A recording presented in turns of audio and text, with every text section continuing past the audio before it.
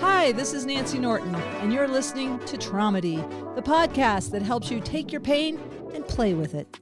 I'm a former nurse. I got out of nursing for the same reason a lot of people get into it, to save lives. I heal with humor now. I'm a comedian and a speaker about the power of humor. On Traumedy, we talk about some very sad, scary, and dark subjects sometimes, but we lift them into the light with laughter. Traumedy is not a replacement for trauma therapy, but it may help you get by between sessions. This is peer-to-peer sharing. We learn from each other. I'm learning so much, and I want to thank each and every one of my guests and my listeners who often become guests. I hope this podcast is helping you heal at least half as much as it's helping me.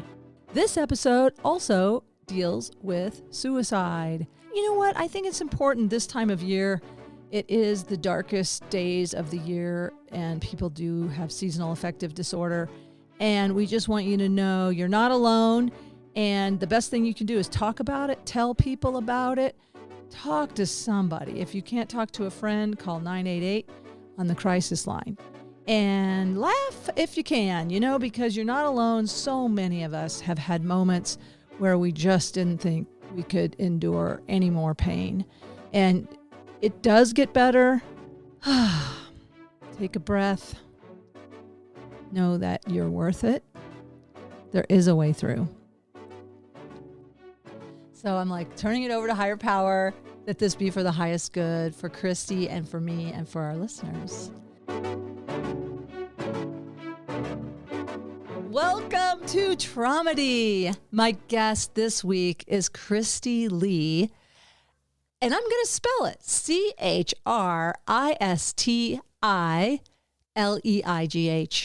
Did I get it right? Nailed it. Woo! That was so good. I'm so proud. Christi Leigh is a producer of comedy and a comedian. She produces the Winter Park Comedy Festival in Winter Park, Colorado. Is that an annual festival? Well, we just had the first one, and it was self-funded, so I'm working on funding for next year. Hint, hint, wink, wink to the listener.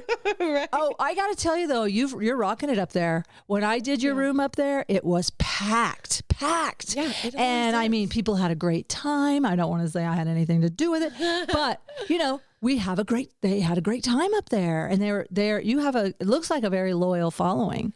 Yeah, they're like family. Everybody takes care of each other up there, and it's something they look forward to every single month. And it's packed every single time. So you do the festival. You've done the first festival, but then you have a monthly. Okay, yeah. In Winter Park, Colorado. You were probably still my favorite show that we've had up there, because they're rowdy and we had fun.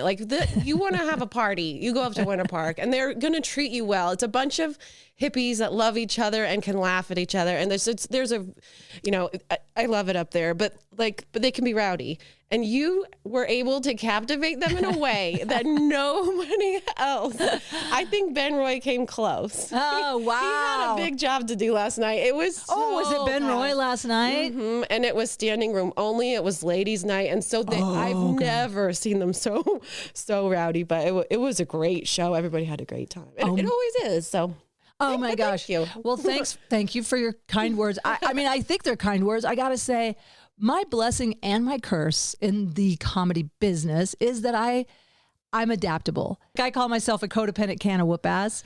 You're like, open this up, I'll be whatever you need me to be, which it's just training. I did so many Tribble runs or bar gigs in the 90s. I put 300,000 miles on my car, and anywhere that would have me, and I drove all the way to Salt Lake City for a $75 gig. You know what I mean? Yeah. That back in the day, you're just like, here, stage time. Yeah. And then I had to learn, because when you were the opening act on those Tribble runs, I don't know if you've heard about them. They're kind of famous, the Tribble runs, but they were kind of like in a Holiday Inn bar, or they might just be in a big bar. And if you're the opening act, you have to go up cold and be the MC and do 30 minutes. I've done that. It's hard, right? It's hard to do open and 30. Like if you go up like, hey, welcome everybody, and do 5 or 10 and turn it over, but no one's introducing you. You have to go up there and go, quiet down. It's time for comedy. And then I'm really funny, okay? It's just, so you had to boom, boom, boom, boom, boom. Right. But anyway, thanks for the feedback. I'm glad. I loved it. And I met nice people people. I met some artists up there. There's a lot of artists up there. Yeah. Really cool. Well, I'm glad you're here. You're in Colorado now. And how long have you been in Colorado? I was actually born and raised here. What? I left for 5 years and lived in Oklahoma. Oh, Lord. Yeah, 5 of the worst years of my life. And we're not blaming Oklahoma. No, it's also Oklahoma. I'll blame all of it. The weather is terrible. There's stickers everywhere. They connect to every satin piece of underwear that you have. And then Sticker. It's the worst. And you're talking about what? Those tiny little like bird Goat things? heads, or like there's, in Oklahoma, there's probably 17,000 different types of sticker in any square foot of. I've never heard anyone comment on the sticker. The bane of my existence. That is so funny. And they're so painful and sharp. But I got to a point where I was like, just another one. I'm like, what is my life where I can't even feel these god-awful stickers anymore? I swear the depths of hell are just lined with these freaking stickers. Anyway, lovely place. You should go visit. Yeah, everyone go visit Oklahoma. And I grew up in Missouri, your next door neighbor in Southwest. You have all the bugs. Well, we had the bugs. We have a few stickers, but and ticks and chiggers. But Southwest Missouri, which is just 3 hours from Tulsa. So we're pretty close to Oklahoma right there. We're about an hour from Oklahoma border. So I do know a little about what you're talking. I love that you talk about the stickers, though. I'm trying to think, how did you get them in your underwear? I mean, they get everywhere. They just get everywhere. Attached to everything. Like they get on your socks. You're out walking, and then they get put them in your laundry, and then they are so clever. Clever stickers. Well, I'm glad that you're back in your home state. Yeah, Does it feel back good? in 2019. That was it was I was going to die there, or I was going to come back. That's literally how I left it. Anyways, but and then everything shut down. I was like, there's stores again. I can go shopping places, and nope. Wow, that's rough. That was a rough re-entry in that way. But maybe I don't know how it served you, if it gave you a little chance to ground. And do you have other family here? My whole family is here. Some of them have moved different places, but for the most part, the majority of my family is here. We're all pretty much not leaving. Like, I set the example for what not to do. Never do this. Anybody who ever thinks about it in my family, I'm like, don't do it. They're like, we're not moving. Nobody wants to move to Oklahoma, Christine. What were you thinking? Well, sometimes you gotta just try and see what, you gotta learn it for yourself. Just see what it's like. Go away and come back. It's the hero's journey, Christi. Yeah, I guess I was like, I'm going to do things in a wholesome way. Like that. I had tried to turn my life around. Like I was like, I'm going to do things all wholesome. I'm going to do organic everything, raise my own chickens, have my, raise my kids on the land. I have a cousin who lives in New York, and she lives on a co-op, and they trade. And I love the idea of that. And I was like, I'm going to go do that in Oklahoma. That's not really their mindset. Not where I went. It was like a small agricultural town, like 700 people population. And a few of them had all the money, and they're raising cattle, and they're not sharing. Yeah. That's not quite the commune co-op. No, it wasn't. That you were looking for. No, it was more like what you would find in a horror movie, where an entire town gaslit the stranger who came in and probably ended up chopping her into pieces. I don't know. Oh, right. Well, there might be a... it had that vibe. Yeah. I'm so glad you got out of that. Yeah. Cattle, I'm not a big... You know me, I eat mostly plants, but I don't know. I never argue with the flavor of an animal. I just don't have whatever it takes to do it, Yeah. But I'm not saying I couldn't. Like I always say, if the quinoa runs out, I will eat a squirrel. But I'm curious though, when you went there, you really were thinking like, okay, I am gonna try this, like be self-contained a little bit. Yeah. Off the grid. Did you do some of the canning and growing veggies and stuff? Yeah, I learned how to make, we had sand plums. The sand plums grew wild all over the place, and so I learned how to make sand plum jelly. I've never heard of sand plums. I'm going to Google it later. Tell me about them. It's very tart. It's like a tart jelly. Is it a shrubbery? Does it grow on a bush or a tree? It's a very prickly bush. Like everything in Oklahoma is very prickly. But the sand plums, they're like half yellow, half pink. They ripen to a really pretty pink. And so it's just like the most bright pink, pretty jelly you've ever seen. But it is very tart, but I loved it. You add 16 cups of sugar to anything and it's going to be somewhat sweet. I know what you mean, because I used to make crabapple butter. Yeah. And that's also very tart. So we also had morel mushrooms. We would hunt morels. So it was nice because there was different seasons for different things. And there were dove, and my boys and ex-husband liked hunting dove, and then we would fry them up. I know you don't want to hear that, but it was still, you know what? I respect hunters. I got to tell you, I have so much more respect. My brothers hunt, and actually one of my brothers raises just a few cows. Like I don't think you can call them cattle when it's 2 or 3 of them. Do you? I got cattle. It's like there's 2 of them. Okay, it's misleading. I think it's 2 cows. Right. Yeah. You fatten 2 cows. You got baby calves. Right. You got pets that you eat. Is what it is. Yeah. And honestly, I don't understand it, but I respect that. I do respect. There's some CSAs here around Boulder County, and I've interviewed them back in the day when I was doing activist theater, trying to help people, heal the world and the global warming. And they were saying we really have to diversify and do some animal products, because if there's a hard freeze and we have no product, if our vegetables don't grow, we have to have the chickens and the lamb and the other things. And, I have such early trauma that was pre-verbal that I now understand that made me feel like I had to be a voice for the voiceless. And I identify with children and animals that can't speak for themselves. That's some part of me that wants to protect the vulnerable. And that's me. But I'm working on not like putting my shit on other people as much as I still do it, but I try not to.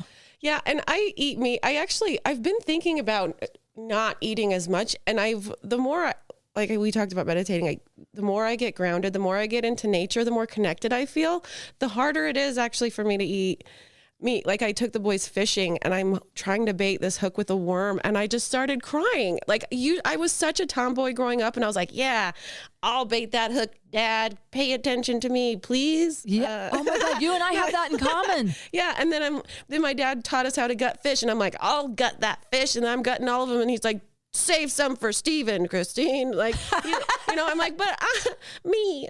But me, Dad. Value me. I know it's a patriarchy and the boys are more important, but look at what I can do. I was the same. Like I don't know that I gutted a fish though. I think I may have shared this once before. I had read an article in Mother Earth News that it's more, anyway, trauma warning. I don't know if I want to tell it. Never mind. I tried to coach my dad on how to humanely skin a catfish and didn't go well. Christi ended up flipping and just covering him in catfish blood. Anyway, he looked like Carrie in that movie Carrie, and he was not happy with my coaching, and we did not fish again after that together. And I did continue to eat his fish. It was his offering. He lived on fish and squirrel during the Great Depression. He loved just offering a platter of, deep fried fish. Yeah. So delicious. I never argue. And I still kind of eat fish. I mean, so I can't say I'm not a vegetarian. I do eat fish. Yeah. Okay. Meanwhile, cross town. But what you're saying is you're empathizing more with the worm when you put them on the hook. Yeah. You feel their pain a little bit. Like, ooh. But I think that's part of a healing thing too, because a lot of this, I'm noticing a lot of the habits I have or any of the things that I did in the past weren't doing things that I actually wanted to do. I was doing things that other people wanted me to do. And so the more connected I get and grounded in myself, the more I'm realizing, like, why am I even doing this? I don't even like this. So, well, some of like that desire for belonging, we were talking about doing shots after a show or sometimes before in my case. I had to make amends to 2 or 3 people after my show this week where I thought it was a good idea to drink a Kentucky Mule. It should be called a Missouri Mule, but anyway, because I'm from Missouri, but it's Kentucky bourbon in delicious ginger beer with some lime. It's delicious. Okay. Yeah. I learned it has 2 shots of bourbon, not 1. And I eat fruit and nuts the first half of the day, which, by the way, do not coat your stomach. So I would call it drunk before I went on stage and started bad-mouthing another comic, then got on stage and continued on the microphone. And so I felt so righteous in doing it because my inner teenager, Virginia Vengeance, was sure I was protecting people. And who knows? But the point is, it was not appropriate, and I had to make amends. And in one of my programs, that's called emotional intoxication. So I had to make amends for, not only was I physically intoxicated, but I was emotionally intoxicated in my righteousness. Okay. And Virginia Vengeance is my inner teenager, and she's like, I will speak this. And I was trying to think at what hour in the night. I think it was around between 4 and 5 a.m. that I realized the shame started coming into my body.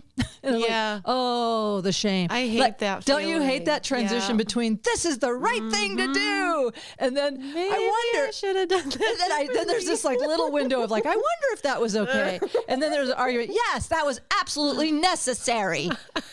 They loved it. And then at like 5, it's like, oh, why do I feel a shame in my stomach? And then about daylight, it's like, well, I've got to call some people. Yeah. Okay. Yeah, that's always. But it's that. But also, we really love connection, and we long to continue the connection. Like this is a different example. Like a fun show. Everybody had a great time. Everybody's like, we want to celebrate you, Christi. You did a great job. Can we buy you a shot? And it's so hard to say, no, thank you. Right. Or what? How could we say it? Like, let's practice. Because I want an alternative. I want to offer an alternative. Like, what is a good way instead of taking a shot? Like, what should we do instead? Hug. Like, hugs. Yes. I hug everyone. Okay. But then, okay. So can I give you a hug and tell me what about this? Again, I love the idea of having a bottle of apple juice and a bourbon thing and just like, no, but then they're going to want some of yours. Never mind. That won't work. We don't need to lie. What if we just said, hey, I am so high on life right now. Tell me what you loved. Or would that be an exchange? Like, tell me your favorite I'm things. high on life. That's it. My friends will never talk to me. I start, no, thank you. I'm just high on life. They're going to be like, we're not your friends anymore. That's okay. Maybe that's better. I don't even. Well, what if you said, well, how could, because we at this point should be able to say, I can't have any more because I just can't have any more tonight. Yeah, I'm a grown ass woman, and this is my biggest area of growth lately is if I don't want to do something, I can say, no, thank you. I don't want to do that. The world's not going to end. Everybody's not going to disown me and run away like I'm afraid of. I can say, no, thank you. And nobody's going to care.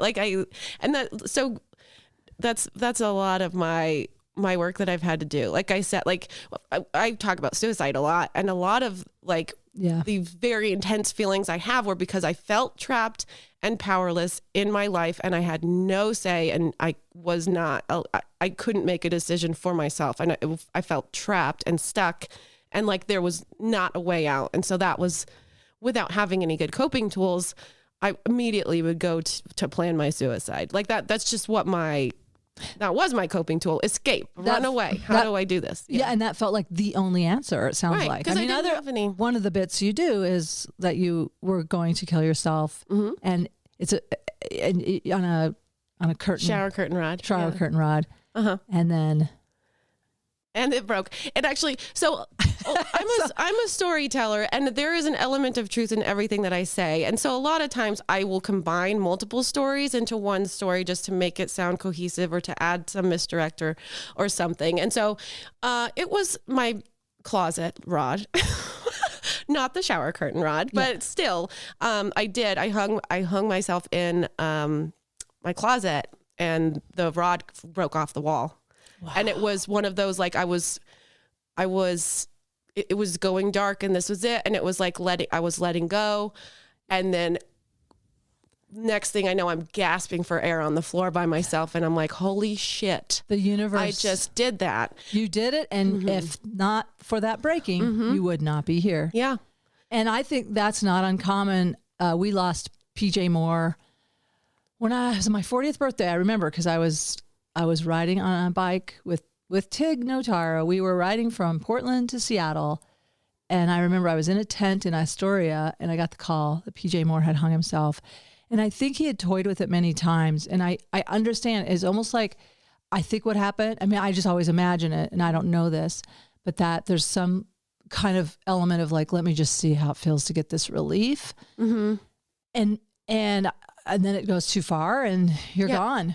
Yeah. And I had done a couple times. Like I had made plans. I used a seatbelt around my neck in the car by myself in the garage. I'm just like, what is it going to be like? There were things that progressed to that. You had explored sort of cutting off the oxygen. I looked into how long it would take. I didn't want to be brain dead because I don't know what my experience would have been if I was trapped in like what my consciousness would be. So I'm like, I don't need to know, is it going to work? Like I did all the research and those are huge warnings.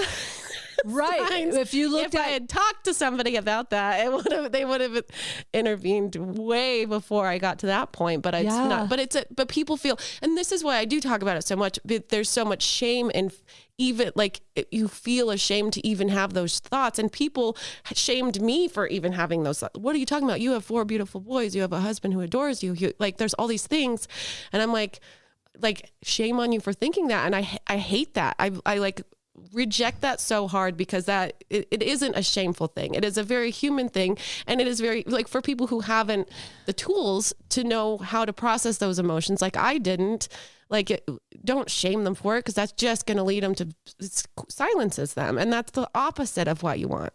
Thank you, first of all. Just huge thank you for having the courage and helping other people. I know you're helping people by bringing it up, telling people, and then they shut you down.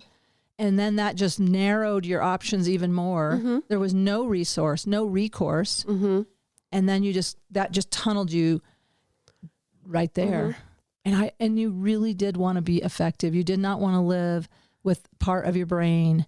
I mean, people do suffer after, like I know of people who have shot themselves and only went blind. And now it's like major depressed and blind. Right. Yeah. You don't want to add insult to injury. Right. So you really did your homework, but did not know the tension strength. I failed physics. But the sheer strength on the rod, on the screws or whatever. Right. But also, I was also getting fat in Oklahoma, so I miscalculated. Should have doubled up on this. You ate too many Dove. Fried everything. Fried everything with some of that sand plum jelly on top. Yeah. And thank God you got your booty. Yeah, I gained 50 pounds and it saved my life. That's going to be our message today. Okay. My fat ass saved my life. That's where all my weight always goes, right to my ass. Yeah. Wow. I'm so glad. I'm so glad. But tell me, and also, can I just say, I do believe in a higher power, and I do trust that it was for your highest good you had a near-death experience. And I have so many friends, and I feel like this is why we vibe. This is why you see in me what I see in you, which is this super traumatized, whatever it is, there's a lot of trauma and we see that in each other, but we also see our light. Like, I think when you've gone to the other side, which I think I had near-death experiences as an infant, I think that there's something in us that's just constantly you have like a connection. Like you see, and absolutely. We feel it, we know it. And that's so fun to play in that realm. Yeah, absolutely. Yeah. And it is a very creative space where anything is possible. And it is it gives you so much energy. And it's true. And it is interesting that you talk about that, because I have had probably a few and near-death experiences. And there was a time. So the last instance, I actually had it was like a vision of evaporating. Like my whole universe was evaporating, and then it was just white, and there was nothing but my consciousness. But I knew, like, it was this odd feeling of like, I knew there were kids. I didn't know their names, and I didn't know how many. There were all these timelines available to me, and I was like, I want to go back to that one. That's the one I want the most. And if this is done, I'm going to miss that. I don't know them. Like in my mind, I didn't have identities for them, but I could feel the connection to them, and I wanted to go back. And so my kids are completely my anchors. Yeah, and you are tearing up as you say that. Like, that's sincere. Yeah. And beautiful. Christi, you're beautiful. And I believe you because I watch near-death experiences on YouTube as my bedtime story. And I just was listening to one last night about a man who collapsed, and he was right above his body, and he kind of recognized the body, but he wasn't sure who it was. Yeah. He was like, oh, because that's how, you're not in those. Your self is going away. Yeah, you're not in those neuronal pathways that connect to names of children, but your heart and soul. Yeah. Your heart and soul, your soul, I guess I should say. I mean, the heart and soul, the part of our soul that lives in our heart, knew these connections and knew something like called. Right. And your children are your anchor. Yeah. Yeah. So that was pretty huge. And I'm like, I know that I've grown enough that's not even, I've gained enough tools that's not an option anymore. But it did take a lot. Like I've written them so many goodbye letters. And I think one of the most, the biggest things that had the biggest impression on me was that my kids would never be the same if they lost their mom to suicide. There's nothing you can say to them that wouldn't screw them up for the rest of their lives. And so to me, when I didn't love myself and I loved them more than me, that was enough for me to choose not to a lot of times. But I do get that because my son, I only have one, but I mean, he has saved my life in more ways than one and gotten me out of some of the worst sociopathic relationships.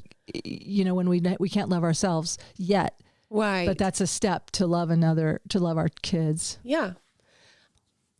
I think there have been times where I felt, so it can go either way.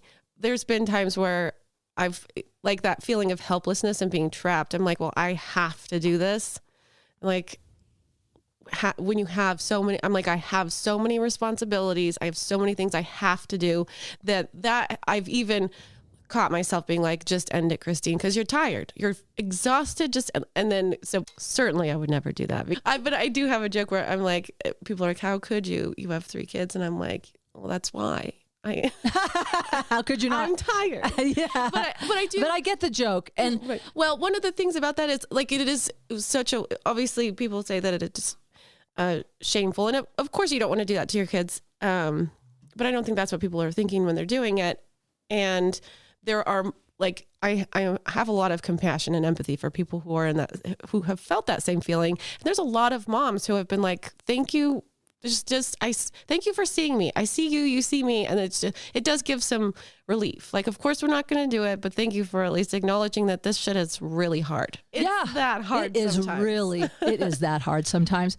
And I've heard from one of my mentors who she at one point was suicidal, and she thought, well, it would be for their best good, like that her husband would get a better wife and they would have a better mom. And so she had told herself that story, that even though, you tell yourself lies to get out of the pain. Take the weight off of you, like makes you feel less guilty. So you're bargaining with yourself to talk yourself. And we tell ourselves lies.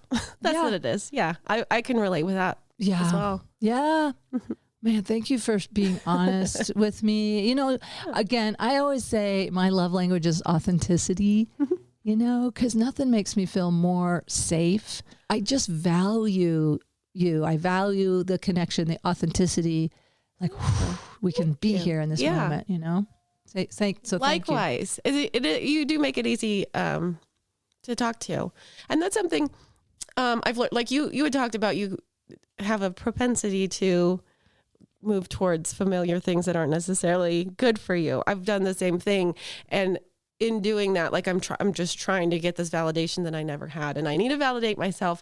So as I'm in my healing journey, I've paired up with people that I've trusted with a lot of insecurities and things like that. And it was used as a weapon against me. So then I'm like, oh, no, I have to take a step backwards. I'm shutting these doors again.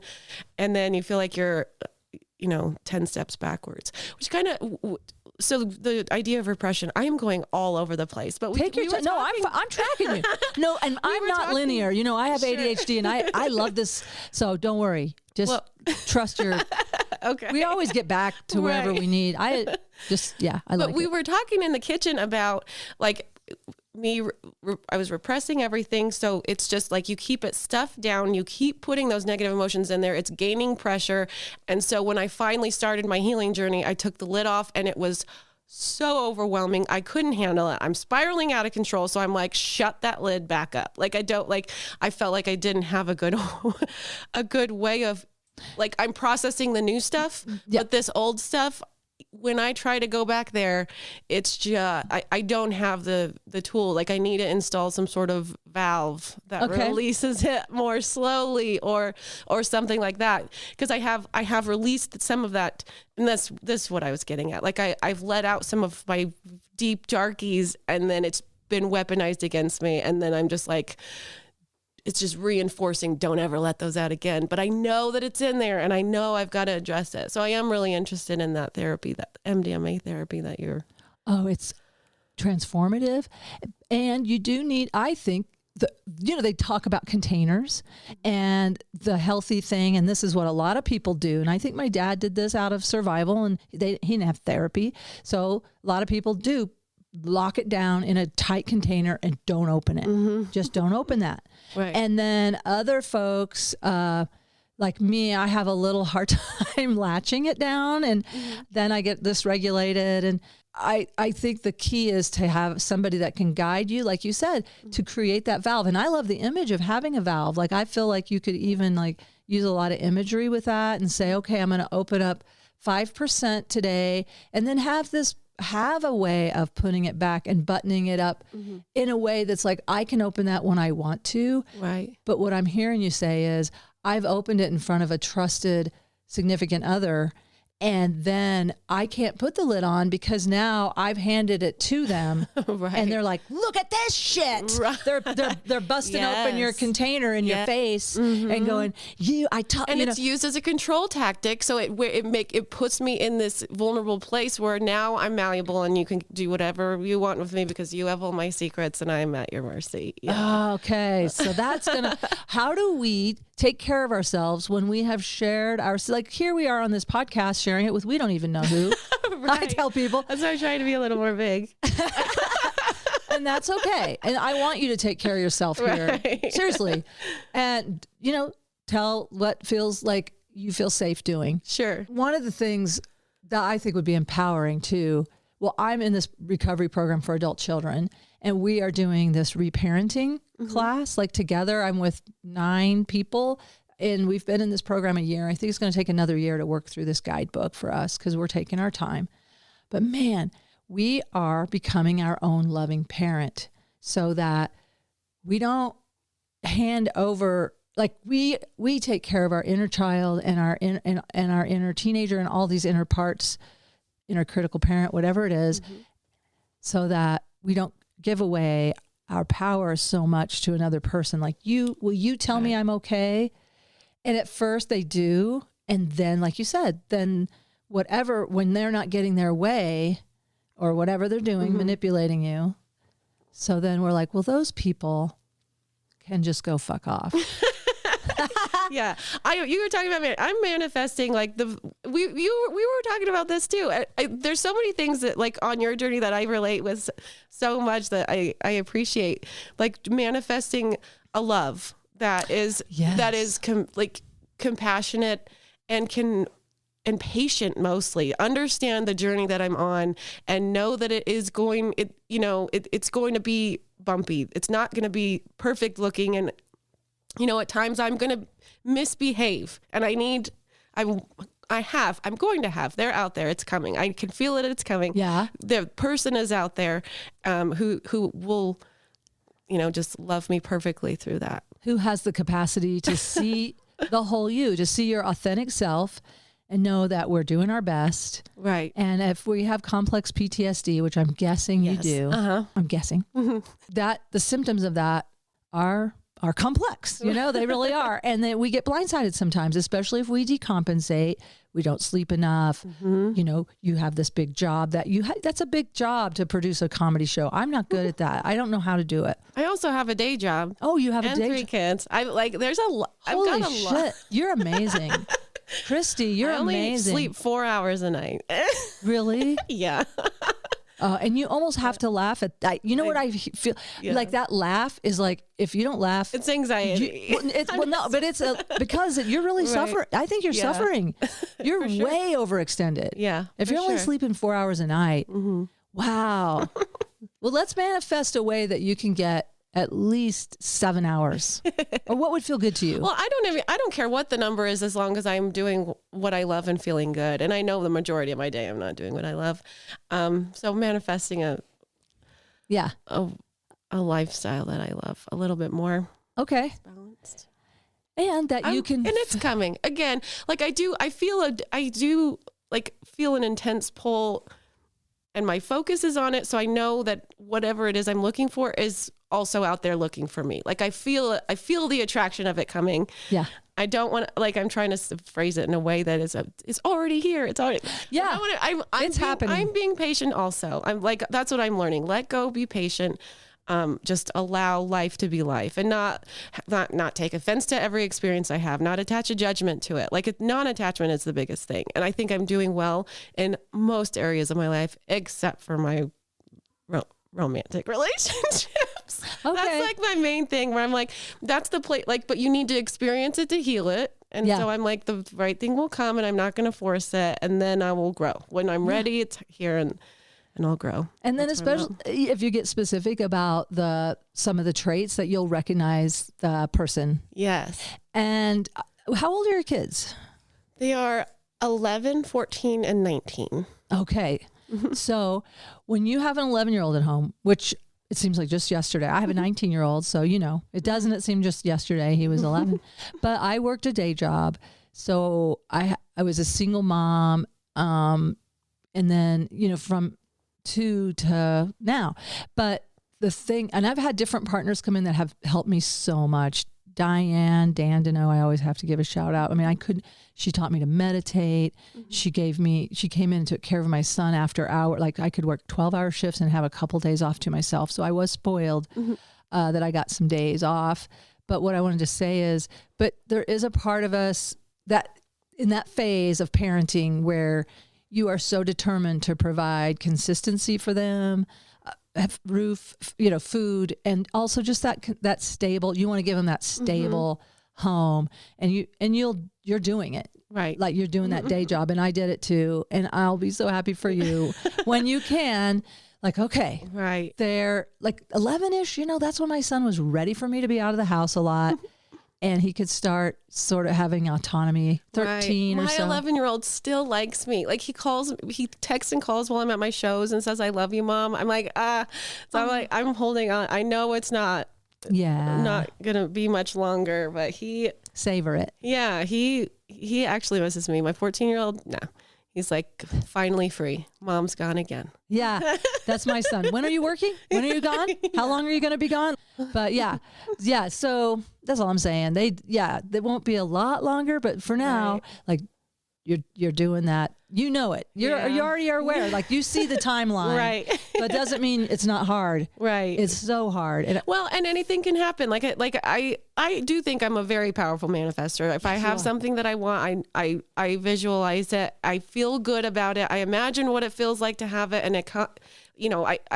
Good at it. You are good at it. And so I know with the right focus and attention that I can change the situation can change like that tomorrow. Okay. Yeah. So all right. So let me get my shit out of here, not project onto you what I did, which was like, I got to do the grind until whatever, because I did a meditation with Diane and I saw it. I saw the plan.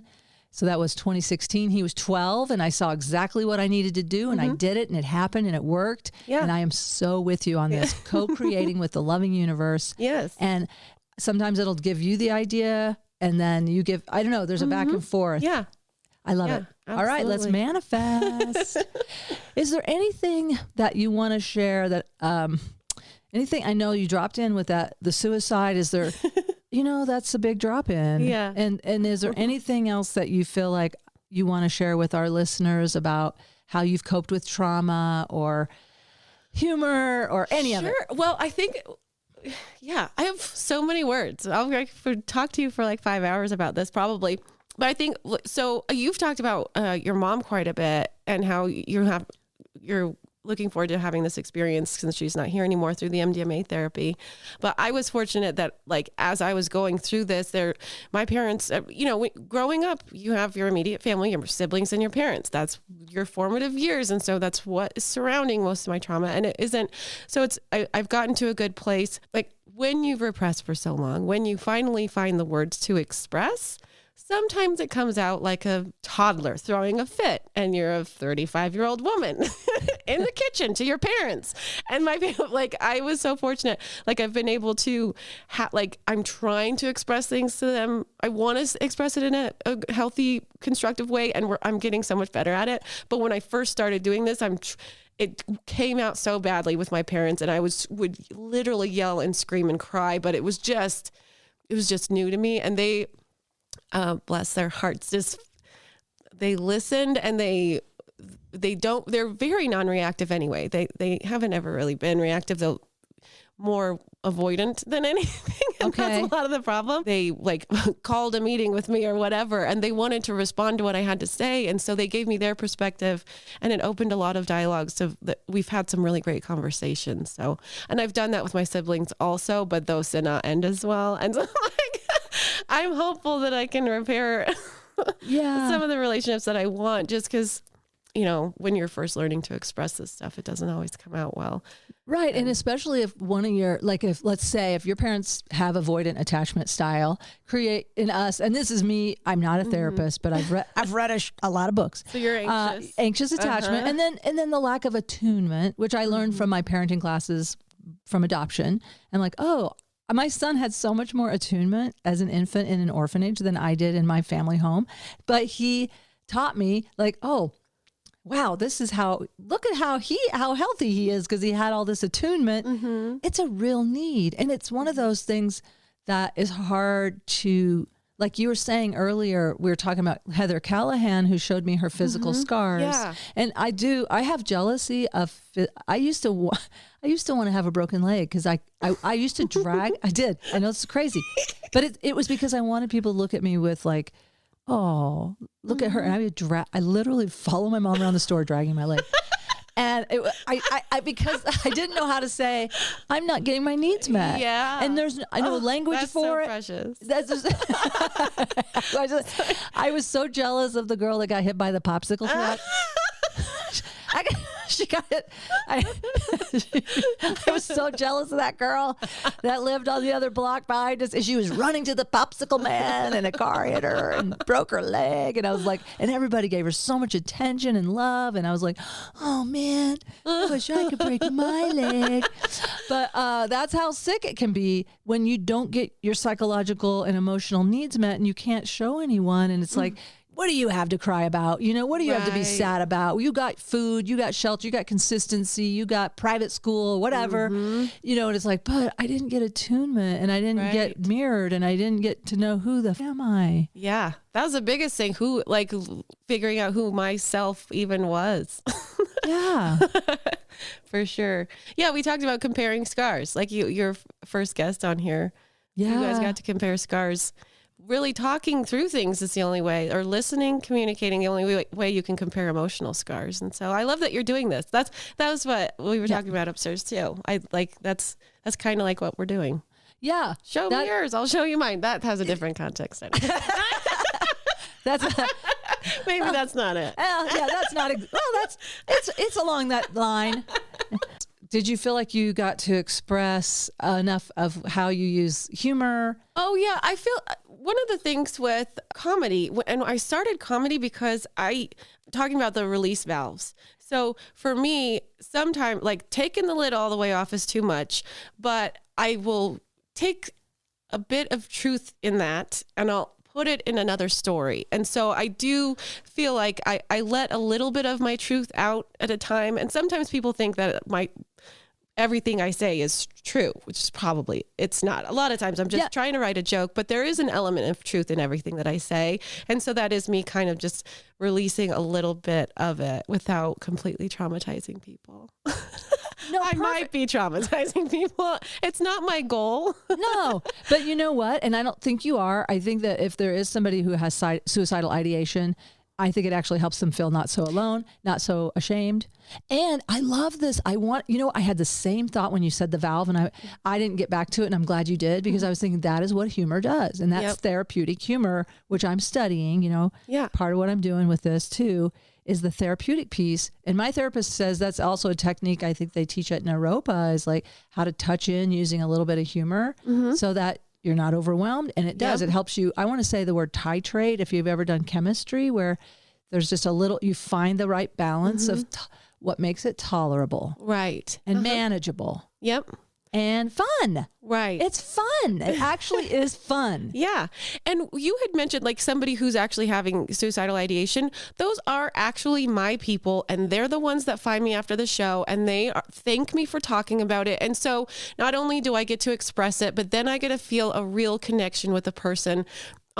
And that's why I won't stop doing it. So a lot of people are like, you're trauma dumping. I'm like, no, well, maybe a little bit, but the outcome of it is so much more powerful to me that I'm going to keep doing it. And usually the people who get the most upset at me aren't the ones who are feeling suicidal. Probably they loved somebody who did, die from suicide. And so it's a very difficult and touchy thing for them. And so I don't want to be insensitive about that, but I do. But also, if they don't understand what it's like to be there, I'm not there talking to you. And I'm sorry that you don't like what I have to say, but the people who I am trying to reach are hearing me. And so, man, I get that. And Matt Vogel was on last week, and he was talking about suicide, and I, and this, maybe I'm cheating because I do break that wall. I'll just stop and go, hey, if you've lost someone to suicide, or I'll even say, hey, remember, it gets better. Like I'll just stop my act and have an aside, and I'll do an aside in the middle of it, just because I can't cause that kind of harm. Like I have to say, or even my adoption joke, where it's like, oh, I adopted my son, or as he says, I bought him. Now I empower him by saying he said that. It really is my joke, but it's my way of, he got teased for being adopted. Your mom didn't love you. She just bought you or whatever. But I do, and I always do. And I'm just, nowadays I'll say, and I didn't used to, but it just started feeling better to just go, hey, if you are adopted, it was a journey of love. You are wanted. I did have a Groupon, but still, so I try to I try to recover it with like, okay, don't get preachy. Right. But that's kind of a challenge. That might be a fun challenge to take on. I started saying, like, there was a point where if I could, because I'm very sensitive to the energy in the room. So I know when it's upsetting, and you can feel it. And I will say, guys, what does everybody say you're supposed to do when you're feeling suicidal? Talk about it. I just started talking about it, and you guys were like, can you please stop talking about it? Like, and so sometimes that'll get a laugh, but I do want to find a good way to that is a little more. You want to riff with it? I have several suicide jokes. Do you want to? Yeah, let's do it. So the one I have, so my marriage was failing, and my husband and I are going to therapy. And the first thing that the therapist teaches me, who is overwhelmed because I feel like I'm doing everything and he does nothing, she says, well, Christine, do you ever ask for help? And I started this way. I bought one of those shower curtain rods that bows outwards, so my teeny tiny tub would look bigger. I'm like, babe, can you help me put this up? And he's like, oh yeah. He's like puffed up, like, yeah, babe, I got this. Just starts screwing it into the wall. And I was like, whoa. Aren't you supposed to find a stud or something? And he throws his tools down. He's like, God damn it, Christine, this is why I don't help you. You always micromanage me. It's like, all right, you're the man. I'm gonna let you do it. And the shower curtain stayed up just fine. I could just be an overbearing bitch. Fighting, and then we go through I statements, and it's going badly.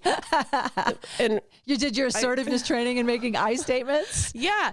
Well, yeah. And so I'd say I started, I don't respect a man who doesn't provide financially for his children. And he says, well, maybe I could make as much money as you if I was banging my boss. Oh, I love it. I said, I hate therapy. I quit. So that's why. Those are your I statements. We learned assertiveness training. So, but then we go through this whole thing where And there is truth to this, like talking about opening up the marriage and, you know, we love each other. We built a family together. We didn't want to, you know, it's hard letting that go. And so I think we went through some iterations of, okay, let's open it up. Let's do different stuff. And then trying to save the marriage by spice things up a little bit. Polyamory, swinging, whatever. He's like, let's just let go of all of our inhibitions and see where it goes. And I didn't know anything about it. He'd been doing a lot of research, but he didn't find out in his research that he was going to have to get a job or a gym membership because he was striking out left and right trying to find somebody. But his wife was having no problem. Yeah. Hooking up with whoever I wanted, whenever I wanted. I was like, babe, you fixed it. This is the best marriage ever. You did it. And he, like 3 months into it, he's like, I can't do this anymore. We need to go back to the way it was. And so I know. And I finally tasted freedom. I was like, no, we did it. So that was so devastating that I tried to kill myself and hung myself in the bathroom. And that fucking shower curtain came right off the goddamn wall. Never forgive him for that. Not a handyman. But so that's one way. Yeah. I also say every day is Suicide Awareness Day for me. Oh yeah, because I think of killing myself every day. Wow, yeah, it's just a bad habit that I have. Like it's just that's a tight joke. And then I say, oh, I haven't told this one in a long time. Oh, so when I get in front of audiences, I like to say, you know, if you're ever thinking of hurting yourself, please contact me. I don't care what time of day or night it is. Just get a hold of me however you can. Because I've thought of thousands of ways to do this. And we can find the one that works best for you. Oh, yeah.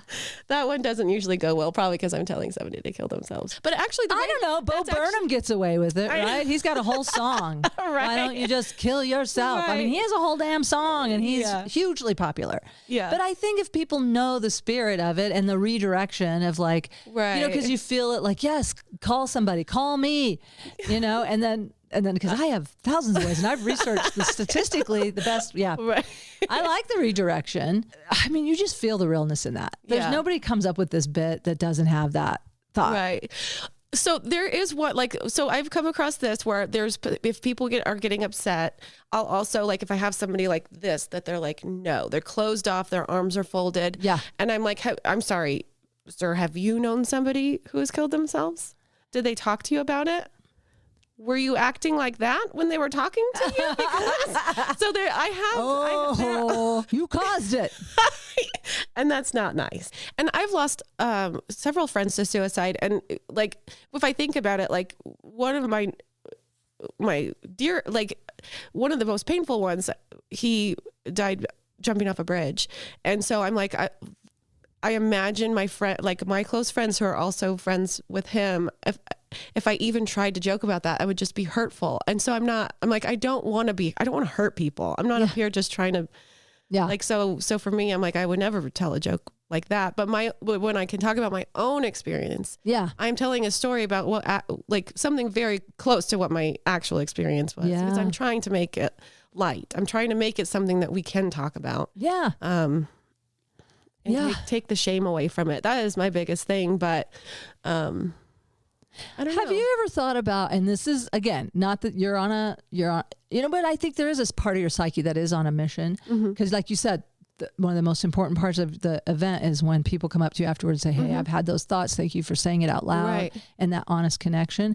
Have you ever thought about having stickers or part of your merch that has the suicide crisis line on it? Or, you know what I mean? Like, have you ever thought about doing that, or am I taking it too far? You know what's interesting to me? I have kind of a chip on my shoulder about the crisis line number. And it's like, for me, I feel like if you know somebody's in trouble, don't throw a phone number at them. Listen to them. Be like we talked about before. A lot of people are uncomfortable, even like hearing somebody say something uncomfortable. So they will be like, no, don't say that to me. Stop it. Don't like your feelings are too much for me, or shame on you, or how could you think that?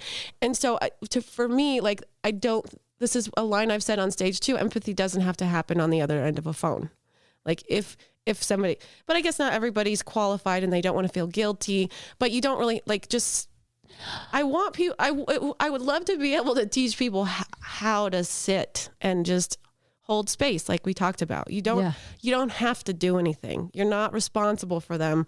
But I think being like, call this number, I can't hear it. Because I've had people treat me like that. Like, no, don't say anything else. Just call the number. And I'm like, I don't know. Well, I don't know that person on the other end of that number. Yeah. Which I see what you're saying. Can it be a both and? Like the both and thing might be certain people. Like, so Matt was on and he teaches suicide prevention. Okay. Like he does a class. Okay. And the reason he's alive today is because his neighbor had taken the same class and asked him, are you having thoughts of killing yourself? And it just broke him. And he told her, and because he was walking right into the house to shoot himself. Yeah. So she interrupted it. Yeah. By I don't know. Ooh, that gave me chills. Yep. She was in that yard right when he walked in and she saw him, something was off, and I got chills too. Yeah. So, and she's passed on. So who knows? Maybe her spirit is here.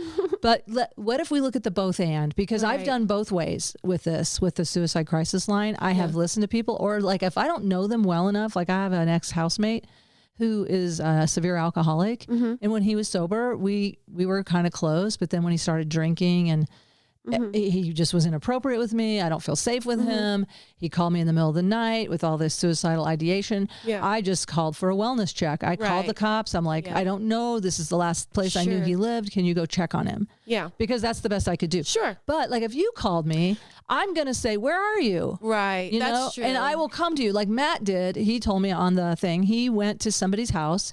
And then he goes, what you do when you call that crisis line is it's like a CPR coach. They will talk you through it. Oh, that's great. They tell you what to do. Like, I'm talking when somebody really is like, I'm doing it, you know, but I know it's nuanced. Sure. It's so nuanced. And it might be now that you're saying that and I'm thinking about it, because there is so much shame around it, maybe for some people, they would rather talk to a stranger about it because they don't want to feel the judgment of somebody that they know.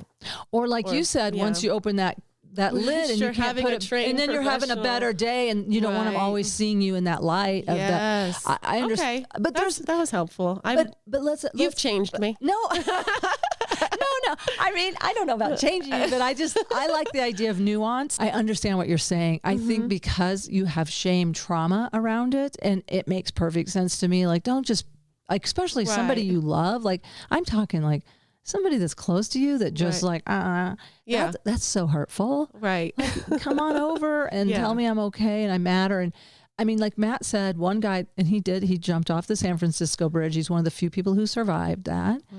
And so Matt does these talks about this, and this guy was on the same program talking about it. And he said, I wasn't going to do it if one person asked me how I was. Like, if one person just said, how you doing? Like, tell me I matter. Tell me I matter to you. Yeah. So I get what you're saying. I'm not arguing with you. I'm trying to do. No, you're educating me. I'm open to it. I'm trying to do it both and. I'm like, what about that? So that kind of takes the edge off of it too. And I guess that's good, because the whole reason I want to talk, I mean, it is therapeutic for me to talk about it. Yeah. But then also the added benefit of connecting to people. So yeah, just leaving them with a positive. Yeah. Of here's something. Yeah. I know that. You are impacting their life. Yeah. And having a sticker just to reinforce this actually matters to me. I'm not just up here fucking around trying to hurt feelings. Or something. Right. I don't know, but this might be me being a wimp, because I'm a bit of a wimp. And I was thinking other thing I was thinking too about, you really did like that real connection. And I know you can't be the phone line, because you're not going to be like, actually call me, Christi, because I can't be taking suicide calls all day. I'm going to have to hand it over to the people that do this for a living. Right. But in this moment, I can tell you it matters to me. You don't have to be me. Like there's a part of me, I think it is my codependency, my nursing background. I want to be a helper healer. I mean, not want to be. I think that is my calling, to be a helper healer. So that doesn't mean, like, come on, we are comedians. Look at, like I said, Bo Burnham is doing this, and he's not like, I don't know what he does actually. Maybe there is there are shows I watch where afterwards they'll say, if you're having any suicidal, I have seen shows where they do put up the crisis line and things like that. But again, Or just wear a T-shirt with the number on it. Yeah. That's your uniform for your comedy show. You just have suicide, like with a QR code. For any of you who want to kill yourself after you watch my terrible Scan my shirt. Scan my QR code. Oh yeah. For those of you who are now so depressed after my failed suicide attempts. No, you know that's not not what's happening. I think so. I'm trying to imagine. Like say it's a child that killed themselves. There's somebody in your audience and their child killed themselves, and they're like they're just gonna shut down and kind of take care of themselves. Like you said, they're crossing their arms and they're just like, I want this to, like, they're probably trying to dissociate. They probably wish they could put their fingers in their ears and like let me. If I could fast forward, I would fast forward. Right. It's more important to take care of the living. That's for sure. But we were going to try and riff on how to say something. So if somebody you know has killed you, the pressure off. Yeah, or like, you ever do this? Like, I like digging a hole on stage, and then some part of you will find a way out of that hole. You know, like I used to do it a lot. Like I don't do it as much as I used to, but I almost every set I would dig a hole of some sort where my mind just like it is very satisfying when you're like, got him back. Lost you, gotcha. Yeah, but it's not easy when you do real shit like you're doing, and those are my people. Right. And those are my people. I don't care. I don't want to watch a comedy show that's got clever wordsmithery. Right. With no, like, or just really a shallow, like, acute. I just am not, I don't know. There's got to be something that you can feel the energy. I have to feel energy behind it. Yeah. Although I do so many silly. I think that's the majority of my comedy. I sell it with energy. I need to learn how to write a joke. Maybe, but you know what? No, you don't have to.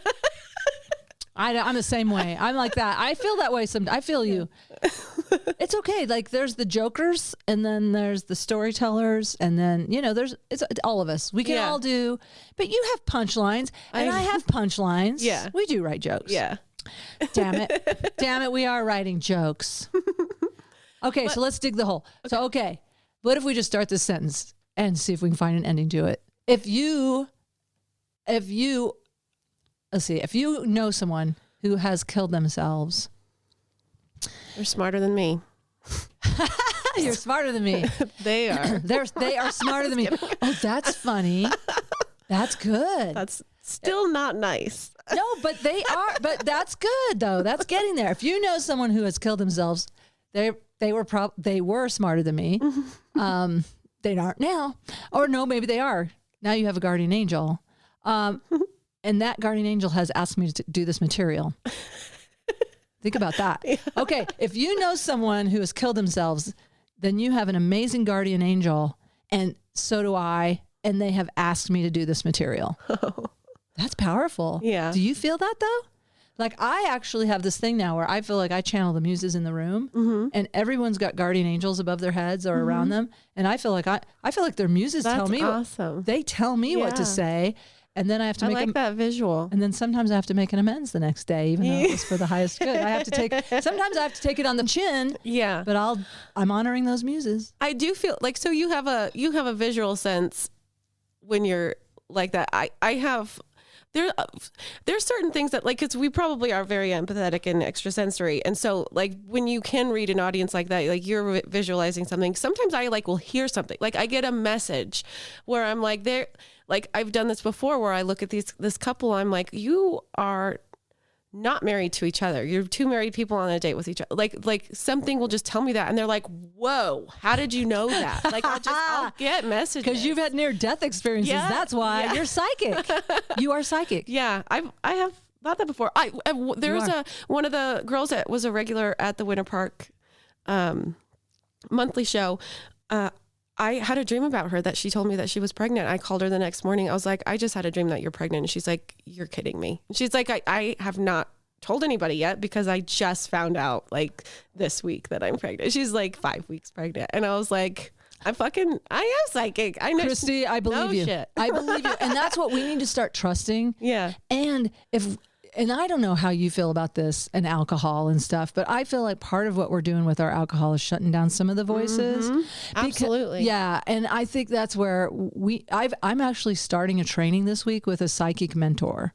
Yeah. Like, because I need to learn how to manage this a little better. I do need to learn to be effective and turn it on when I want and or at least like know like, okay, I'm going to say it. Right. I've had, and I could show you a video of a thing I did in this random hospital in Pennsylvania, and I made up a doctor's name. I mean, I can't remember the first and last name right now. Yeah. And this woman was like, that was the doctor. Yeah. That was his name. Yeah. And I'm like, and she told me about her child, that this doctor connected her with her adopted child because he birthed the baby and then called her immediately. Chills again. But this is real. And my guest who was on a couple weeks ago, Janet Horowitz, she was like, also, she's in that intuitive realm, and she calls them truth chills. Yeah. I think you can trust truth chills. Yeah. So isn't that cool? Wow. Maybe we could do psychic show. Wasn't there a comedian that was doing some psychic shows at some point? I don't know. I think somebody told me about him, but I don't know. But so that being said, like you said, you feel it. You're there and you're doing your material because you know it's for the highest good to save a life. You're going to connect with this person who's had these thoughts, who's been isolated. Right. Just like we're doing here. And then you also know, like, you feel like this vacuum around a couple of people where just like, like they're like, shut up. And so you're trying to honor what is for the highest good. But I really love acknowledging them and saying, listen, if you loved someone who killed themselves, know that they are okay now on the other side, and they are your guardian angel, and they're actually telling me to say this. Yeah. Whoa. Yeah. I think they are. Yeah. I'm sure that the spirit of that obviously is. Now, how can we make that funnier? Right. I'm like, and not get all metaphysical where they're like, listen, lady. Cause I feel that sometimes with, like, if you do speak boldly about about your intuitive abilities, some people are like, all right, weirdo, you're full of shit. You know what? And let them. You know what I think right now? Of course, I'm a lot older than you. You're only in your 30s. God, you're such a baby. It's so fun. I am, of an age where I understand. I don't, like, on a corporate gig, I don't know. Even then I do talk about higher power, and I do talk about my intuition. Yeah. And I mean, I have things that are happening every single show like this. And it's not always it might be about fertility. A lot of times it's about, like, people suffering that wanted to have a baby and couldn't have them. And I can't explain it. It's just like knowing there's somebody there that needs this message. Sometimes I'm getting paid a whole bunch of money to talk to the big hospital association, but it's really that person that needs a healing or several. So fuck them if they don't believe you, Right. And then I have a joke about that. I talk about wanting to kill pedophiles, and I'm like, I don't need facts or evidence. My intuition is enough. Like, your aura is off, buddy. You're dead.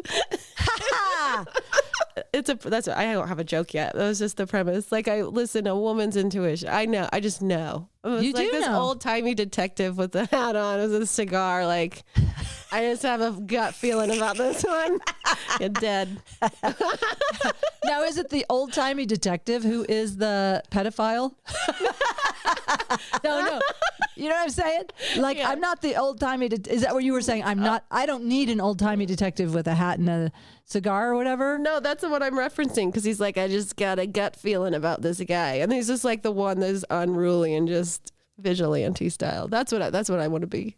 Oh, I see. I'm gonna be an old timey vigilante detective that just busts people based on gut. Kind of like Columbo. Did you ever watch Columbo? I did not watch All right, I'm going to send you a link to Columbo. Okay. Because he always had a cigar. Yeah. And anyway, but at first I thought you were doing another kind of misdirection where it's like, I don't need a detective with a hat and a trench coat and a cigar. I mean, that is the pedophile. Oh yeah. I thought you were going there. It was cheaper. It was a cheaper little misdirect. Well, I mean, if there is a way to find, I think there's part of me that wants to acknowledge them and let them know it's going to be okay. They actually are okay on the other side. I mean, I do watch so many near-death experiences and psychics, and everyone that dies is so much happier. Oh, absolutely. And we're not telling you to die. People out there, we're saying, I mean, you've got work to do here.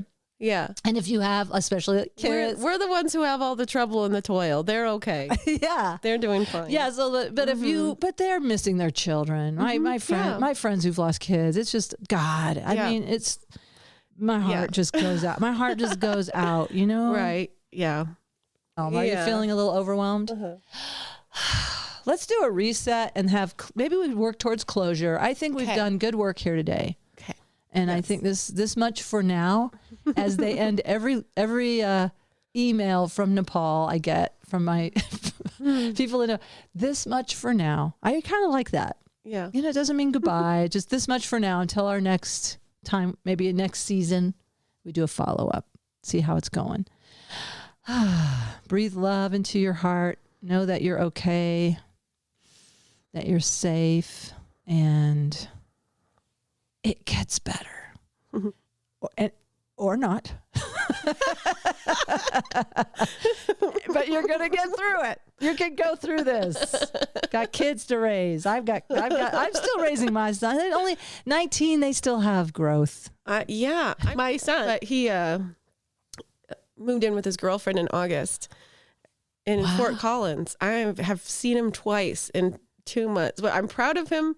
I'm proud of him because he hasn't really needed me for anything. I'm like, well, I raised you, but also visit me. Like, I'm kind of sad about it because I'm like, how are you okay being gone all the time and not? Yeah. But it's funny because we are very connected. There's been times where like he'll send me a message randomly and it's like, hey mom, what did he send me the other day? Sorry, this is so lame, but it touched my heart so much that I want to get it right. He texts me, Mom, it's a beautiful day. Wash your face and do some push-ups. I love you.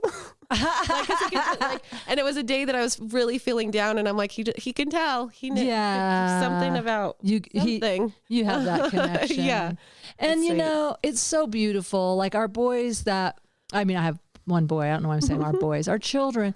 And I try to tell my son, you're not responsible for me. Right. But it's just part of his soul agreement. Right. He has always tried to make me laugh when I'm in a bad mood or feeling mostly when I'm just feeling scared and overwhelmed, and he'll make little jokes, you know, like, are you just scared, mama? You know, he will actually make, so they're amazing. And I think we travel in these soul packs. I do hear that we change roles, you know. I've heard that as well. So it's interesting. That is interesting to me. Yeah. I'm excited about the psychic ability stuff. I want to talk more about that next time and hear more about it. And I'm excited. I do Reiki also. I do Reiki and massage if you're ever interested. Oh, I love that. I was opening Natasha Leggero's crown chakra last night. Yeah. And I'm an amateur. I just okay, I'll do it. She was just saying, I feel a little tired. And I was like, let's raise it on up in here. Yeah. And sometimes I do Reiki on audiences, and I call it Reiki. It's not because I don't know Reiki, but I do energy work. Yeah.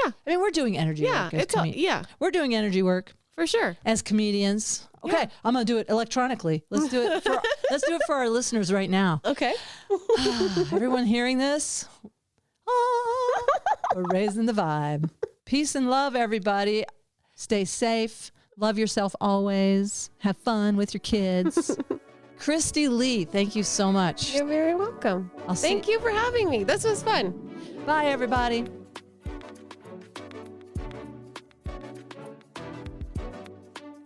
I want to thank my guest, Christi Leigh. You can go to her website, ChristiLeigh.com. That's ChristiLeigh.